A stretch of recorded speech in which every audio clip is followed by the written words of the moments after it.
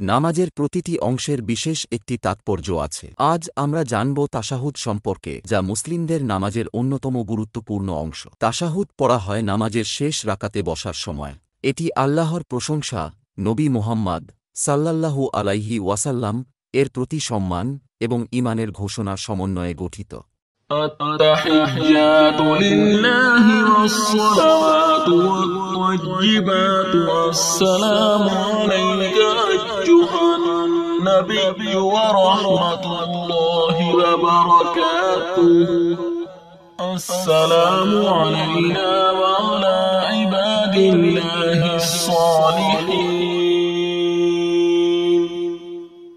أشهد أن لا إله إلا الله وأشهد أن محمدا عبده ورسوله